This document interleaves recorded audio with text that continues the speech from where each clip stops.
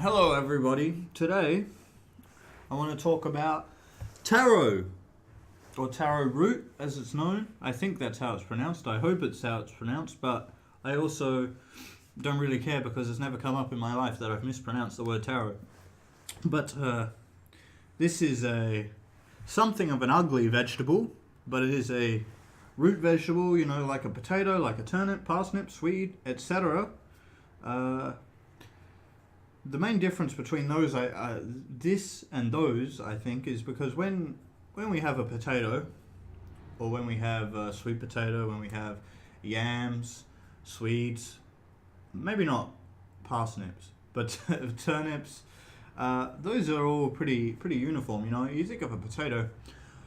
When I cook with potatoes, I used to play a game where I'd get out my potato peeler, and I'd try and peel the whole potato in one motion of the peeler, and so I'd work it as slowly and tune it as fine as I could, and so the goal was never accomplished, I don't think, but the goal was to have a perfectly peeled potato and just one long huge piece of peel.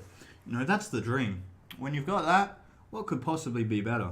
But with this taro root here, as you can see, it's fairly, well, maybe you can see, maybe you can't, but it's fairly knobbly. It's not uniform. If you think of a piece of wood with a lot of knots in it, you might be close to what it looks like. And so when peeling it, it's very rough, you get just tiny little bits because you're constantly going over these bumps and chunks and mutated lumps that are all over this piece of taro. But when I bring up the potato, it's probably not going to be the first time in this review because this is pretty much about as close as a potato whilst not being a potato as you can get, apart from maybe a sweet potato, of course.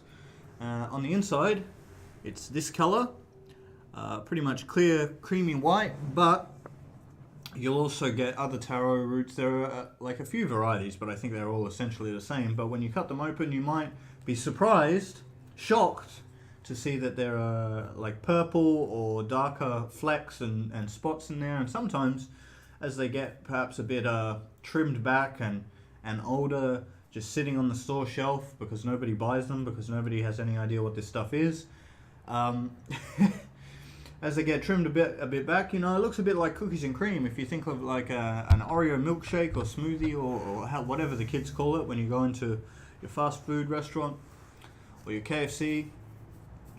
And they used to have the Oreo crushes. I remember when I went to KFC. Or make yourself some cookies and cream, and so it can be very hard to sort of hold yourself back because you just want to grab it and just bite into it. But unfortunately, like potatoes, don't eat these raw. They are sort of toxic, poisonous, and just a bite is not going to kill you. I've eaten potato raw. I've eaten taro raw, and it's not good for you. I think unlike potato, you can sort of peel the taro off. I think there are uses for it raw. I'm not by any means an expert, but I think if you peel it, you cube it, you leave it to soak in just water overnight, and then almost like eggplant actually, and then you get rid of the water, then that gets rid of the toxic elements within the taro here. But otherwise, no, don't just bite into it like it was an apple or an onion, something that you just bite into raw. Yes. I don't think it's going to kill you, but you probably won't feel very good, especially if you eat a whole one. But I don't really know how much I have more to say, apart from, yes, I will be bringing up the potato a bit more, because this is known as the potato of the tropics. It's grown in India, Southeast Asia, around those locations, more humid climates. When we think of potatoes, probably we think of Ireland or Britain generally, or Europe. Potatoes are a staple of Western cuisine, Northern European cuisine, and with taro, of course, it's quite a bit less cold. It's more tropical. Well, being in the tropics, it's more tropical. It's more humid, and this in those areas, this is really used exactly the same way as we use a potato. So we boil it, we mash it, we make it into chips. I think if you go into stores, you might, like the real health food, organic stores, you might be able to find some taro chips because that's all the rage nowadays. There's of course vegetable chips, which potatoes are a vegetable anyway, but not potato chips and not corn chips, but vegetable chips and chips of all sorts of kind, beetroot chips, kale chips. We are so addicted to chips that though we might want to lose weight and eat a bit healthier, we just can't give up food in chip form. So people are hankering for chips of any kind as long as they're not potato, apparently. And that also applies here, though I personally have never actually seen taro chips. Though I have made some just in the oven. They're not deep fried or anything. I don't have a baking tray, and I don't have I'm not even sure my oven works correctly, to be honest, and I don't have a V-slicer to make nice uniform chips, so it's a bit difficult, but I think they turned out alright. But yes, as I was saying, this is more or less exactly like a potato in its culinary use, with a few differences that we might get to a bit later, but generally, anything you can think of that you would use a potato for, you can use taro for. So, you can make taro bake, mashed taro, taro chips, roast taro, etc. And so, following on in that vein, I have some mashed taro here. Now, if we zoom in, I know it's highly unpleasant. Maybe if I sculpt it a bit.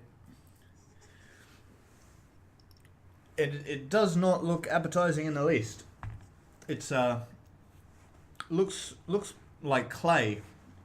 Looks like the grey or white clay you might have used in arts and crafts class in school. I don't think that's necessarily the fault of the taro, though. If I hand someone just some mashed potato, a bowl of mashed potato, no chives, no spinach, nothing in it, no cream, no butter, all I've done is boil some potato and mash it up. That doesn't look particularly appetizing to me either. Yeah, but this just looks like Play-Doh, looks like grey clay. I have not done anything with this. Oftentimes when we think of mashed potato, we think of after we boil it, or whilst we're in the process of mashing it, we might add some butter, add some cream, some chives, some fat, olive oil maybe, coconut oil if we're being health conscious, especially. With this, one thing I will mention about the taro is when I was cutting it up, when I was peeling it, I did notice, and in the process of cooking it, it's quite a bit more wet, I suppose, than a potato. More oily, it feels like. More creamy along the surface. It's more slick than a potato or a sweet potato when we peel or boil or mash that. That's one thing that really stuck out to me as I was making these chips and making these mashed potatoes. And these chips, again, don't look particularly appetizing, but I mean, people don't generally eat potato chips for the aesthetic either. So we're just going to go ahead here. I've got my taro. Just going to take a bite. Try not to get the dirty and filthy outside skin here, which this one is alright, but some of the other ones I had, they do grow hair as well, and that all has to be removed, taken care of. The raw taro, which you shouldn't eat, but I've just done for the sake of the review. I'm a man of the people. I'm prepared to do whatever it takes. I have eaten raw potato before, which also shouldn't be done. And raw taro, the main thing that sticks out about it is it tastes not so much like potato, not so much as starchy, but more like it has a nutty flavor, like almonds or chestnuts is really what it tastes like. That's I think, if there's any main point to take away from this review with regards to what's the difference between taro and potato in terms of taste, that would be it. Taro, well, when we talk about the difference between potato and sweet potato, obviously it's quite obvious. Sweet potato tastes sweeter. Well, taro and potato, taro tastes nuttier. It has if you've ever gotten a can of water chestnuts, they're usually in your supermarket next to the bamboo shoots, the sort of Southeast Asian cuisine, with coconut milk and all that sort of stuff. That's really what the taste I get from the taro here. That's the main difference from a potato. A potato does not taste nutty to me, but it's very difficult because as someone who eats potato quite often, has eaten potato most of their life, it's very difficult for me to tell because it's almost like the question of, does water have a taste? Because potato is such a base sort of element of cuisine, and something that I eat so often, something that I'm so used to, that it's hard for me to really pin down what a potato tastes like. If you were to give me a potato and say, hey, I've never had potato before, what's it taste like? I'd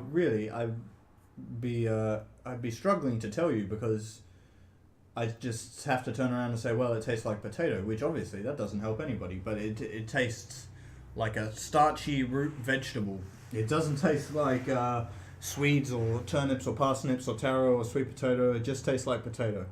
Again, that sort of answer is not very helpful, but it's the sort of difficulty we're faced with when we're talking about the tastes of fruits and vegetables.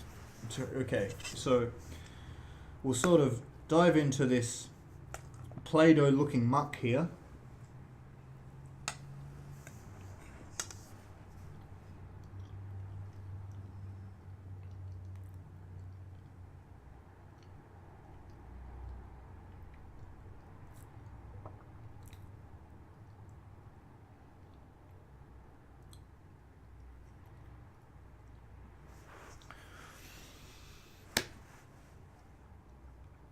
It's interesting to note the contrast because, again, you're not supposed to eat raw taro, but when you go and you look up taro online, they will say to you, hey, this really has a much more nutty flavor than a potato. And that really comes forward when you actually eat the raw taro. But when I've mashed it here, I don't get so much of that nutty taste as much. It doesn't shine through as much. When I eat the raw taro, it really tastes like water chestnuts, which almost identical, I would say. Whereas this, I think you lose a lot of that flavor, and what you get in return, it doesn't taste quite like potato, but it's obviously got the same texture, the same sort of thickness. It's a bit more rich, I would say. It's a bit creamier, maybe. It does have that nutty taste, but it's very much weakened by the cooking process. That's really, I suppose, what I'd have to take away from this taste testing here is that when you mash potato, you're tempted, and it's usual to add oil, add fat, add butter, add cream at the end to give it a bit of that richness and creaminess that potato sort of needs, because if you just boil it, it can sort of come out a bit too starchy, a bit floury if you just eat it like that without adding anything to it. Which, I mean, I don't know who would really do that anyway, because I mean, I've just done this, boiled and mashed this like this. I haven't added anything, just a bit of salt. And like I mentioned before, whilst in the process of cooking it, I did notice that it was noticeably more oily, more slick than potato is. And so I thought, as I was mashing it, I thought, I really don't think that I need to add anything. If I was going to add anything, I would have probably added some coconut oil, and we'll get to why in a bit, but that's sort of my takeaway from the comparison of mashed potato and mashed taro, is that the taro is more rich, more creamy without having added anything to it.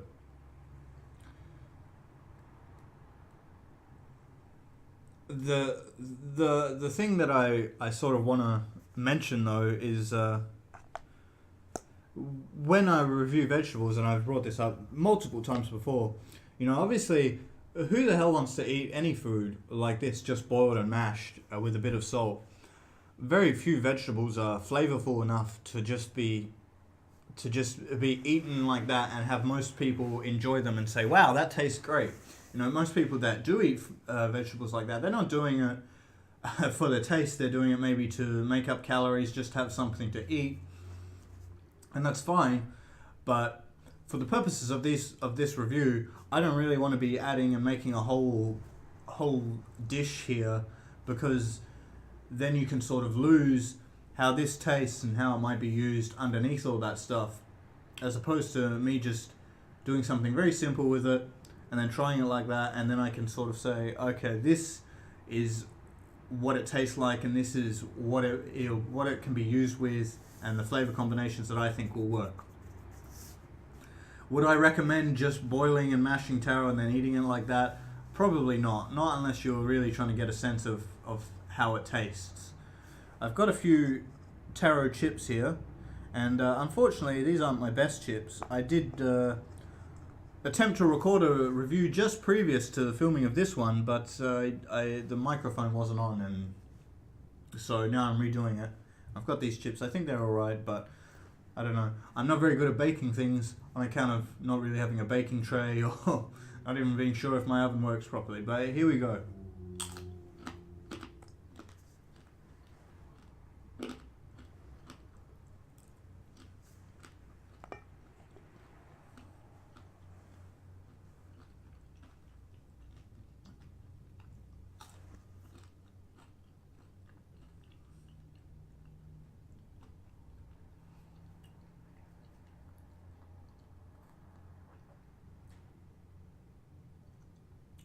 Well,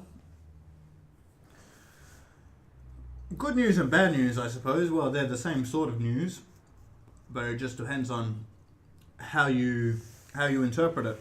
Well, in the baking of these taro chips, I'd say we've moved even further from what makes the taro distinct from the potato. Well, it's been a long time since I've had any potato chips, any corn chips, any chips of any kind, really. But in eating these taro chips, the only thing I can really say is I can't tell that there's much of a difference between these chips and potato chips. Now, I say it's good news and bad news. It's bad news if you're out there and you're like, wow, I've got this taro, what should I do with it? I'm going to make it into some chips. And you get really excited, you put it in the oven, you bring out the chips, maybe you have some nice dip, you eat the chips and you thought, well, that was a waste of time because this tastes exactly like any potato chip I could have bought. But on the other hand, if you're sort of health obsessed, well, maybe not obsessed, I don't want to put such a negative connotation on it, but if you're more health inclined and you think, I'm going to buy myself some taro chips or I'm going to make some taro chips instead of potato chips, and then you'll probably be more satisfied because you'll eat the taro chips and you thought, wow, I'm eating healthy and it doesn't taste any different than potato chips. Well, fair enough, though I'm not sure if I want to get into a whole thing here about it, but it sort of begs the question of why you're eating taro chips in the first place, because I'll touch briefly on the nutritional difference between potato and taro here, just to sort of frame my argument a bit better, because potato and taro, from what I can tell, from what I understand, is that taro is better for you in basically any conceivable measure, even on the stuff that taro is not better than potato at. It's on the same level. So you might say, well, taro doesn't contain any more vitamin B12 than potato or something like that.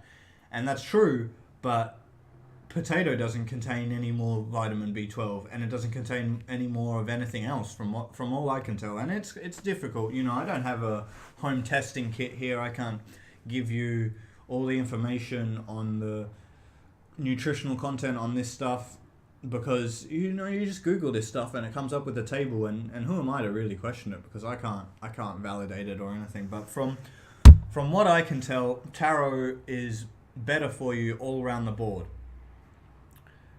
Is it that much less in calories? Like, when people talk about eating healthier, usually what they mean is that they want to lose weight, which is fine. That's a fine goal to have. Is taro much less in calories than potato? Not really, from what I understand. Now, it's much more healthier in terms of all the vitamins and nutrients that it has. It's much more nutrient and vitamin dense than potato. So all things considered, if you were eating potato regularly, you swapped out all your potato and replaced it all with taro, you would be eating more healthier, but you probably wouldn't be losing weight, which is a sort of popular misconception I think about that people have. You know, that they'll say, well, I'm going to try and eat healthier, and they'll swap out whatever they've been eating with vegetables or some salad with like a load of dressing, and it works out to be the same amount of calories. They get really confused about why they're not losing weight. And while that's fine that you might be eating better and getting more vitamins and nutrients and that sort of thing, if what you're focusing on is losing weight, well, potato chips, they're not terrible for you in comparison to some other things you could eat, like if you're eating sweets instead. But if you want to lose weight, you really have to look at the amount of stuff that you're eating, not just the category of stuff that you're eating, I guess is what I'm trying to say here. That was sort of off track to what we were really talking about, which I can't even remember anymore. but I think I managed to cover just about everything about taro and potato, and covering that I wanted to in that sort of tangent. So the only thing that I really have to mention, a couple of things, is that while it is true, if you're like me, which most people I dare to say are not like me, but if you are like me, and I don't personally eat any bread or oats, grains, cereals, anything like that. I just eat potatoes, sweet potato, root vegetables, basically. Start as my major carbohydrates. Obviously, I eat fruits, there's sugar in it, and there's carbohydrate content, etc. But in terms of major calories from carbohydrates, it mostly comes from potatoes, root vegetables, stuff that's dug out of the ground, basically. I don't eat wheat or oats or anything like that. But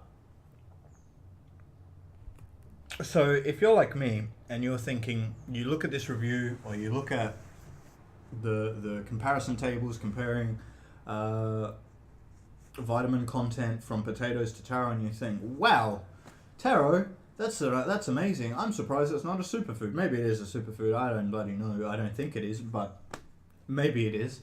You think, wow, since I'm eating so much potato regularly, I'm just going to swap out all my potato. I'm just going to buy taro. Now, that might be fine if you live in Southeast Asia, if you live in the Philippines or Laos or something like that, where taro is probably more readily available. But for me, taro was much more expensive than potato or sweet potato. Usually when I buy my sweet potato, I buy it by the box. I go in when it's nice and cheap, and I buy it by the box. I might buy, in pounds, probably like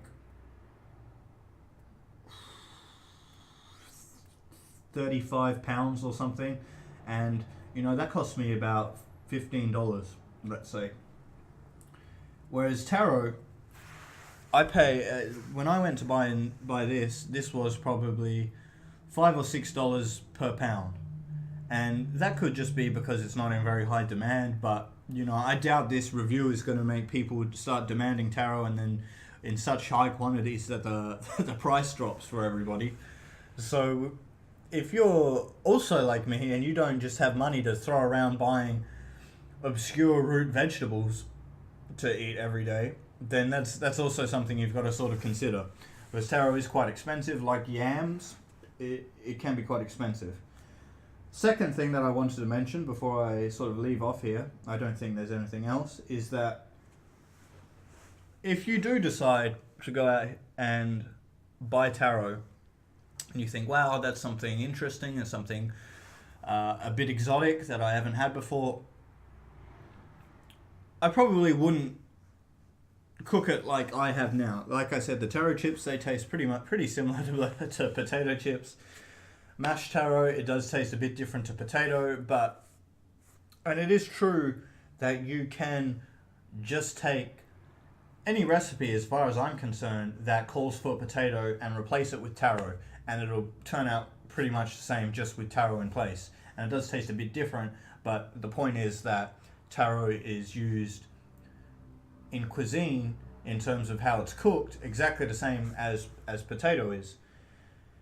Where it really shines, I think, and where it has some differences to potato is if you go and you look at actual Southeast Asian recipes here, and that is what I would, obviously I've done something different here, but that's just for the purposes of my review. If I were you, and if I was going out and I was going to buy some taro, which I might do in the future, I don't dislike it. It has an interesting taste and it's better for you and it's all great stuff. But if I were going to, in the future, and I wasn't doing a review, I would go out and I'd look up some recipes of what it really works with. And that stuff is your typical tropical flavors like coconut and prawns and all those sorts of Southeast flavors that get put together so typically well. And taro, I don't see it a lot. I hadn't even heard of it until I sort of saw it in the supermarket months and months ago, and it sort of all got thrown out because nobody bought it. But I hadn't heard of it until that point. So again, don't just go and buy something like this and use it like you would just replace it in a typical Western European recipe, because I think when you go out and you make a purchase like this and maybe you pay a bit of extra money, you really want to put it in its native element and where it's going to wow you. So that's the takeaway here, I think, for taro, if you're going to use it. If you're going to use something that you haven't used before, you want it to really shine, and where it's going to do that is in the cuisine that it's most familiar to. And the other thing is really taro, on account of its nuttier and maybe creamier flavor, it is also used in stuff that people don't use potato for. Like you can get taro ice cream and taro and coconut cake and that sort of thing. And we can imagine a potato ice cream or a potato cake, and it'd probably taste absolutely disgusting. So again, if you want to, given that this is so similar to potato in how it's cooked, I really think that you want to focus on where it's going to be most different to potato, where it's going to shine the most, where it's going to show you what makes it so special. And so with that in mind, that's the best advice I can give you. With this, I don't really want to take price into account, but all in all, it is better than potato, I feel, just about on every single factor. So, I give it an 8.63 out of 10, I think. And that'll be all. I'm sorry it's been so long since my last fruit review or vegetable review. There will be other ones. I'm just sort of trying to organize my time a bit better. But I do assure you that there are other ones coming. Until next time, enjoy your day or your night or your evening or your sleep even. Have a lovely time no matter what time it is. Goodbye.